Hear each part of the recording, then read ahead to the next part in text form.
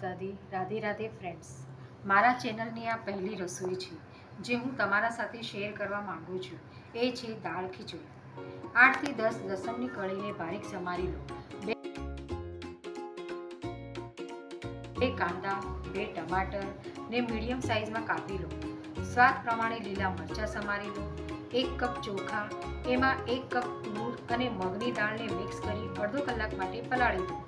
પલાળેલા ચોખા અને દાળને કુકરમાં નાખો। એના અંદર 4 કપ ગરમ પાણી, સ્વાદ પ્રમાણે મીઠું, અડધી ચમચી હળદર, 1 ચમચી ઘી નાખી હલાવીને કુકર બંધ કરી દો। 2 સીટી વાગે એટલે ગેસ બંધ કરો। હવે વઘાર માટે કડાઈમાં 3 ચમચી ઘીને ગરમ કરો।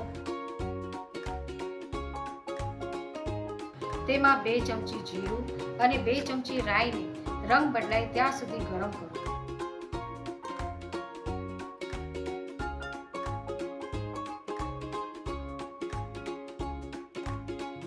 હવે સમારેલું લસણ, લીલા મરચાં નાખી અડધી મિનિટ સુધી સરખું મિક્સ કરો।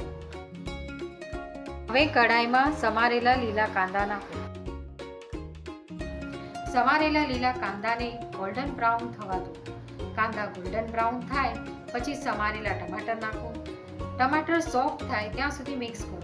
પછી તેમાં 1 ચમચી હળદર, અડધી ચમચી કશ્મીરી લાલ મરચું પાવડર નાખીને બરાબર મિક્સ કરો। મસાલો નીચે ચીપકે નહીં તેના માટે અડધી ગ્લાસ પાણી નાખી મિક્સ કરો। બાફેલી ખીચડીને વઘારમાં મિક્સ કરો।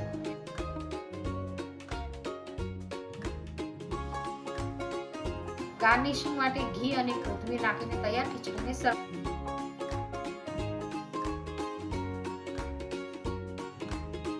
ફ્રેન્ડ્સ, આ વિડીયોને લાઈક અને શેર કરો અને મારા ચેનલને સબસ્ક્રાઇબ કરો।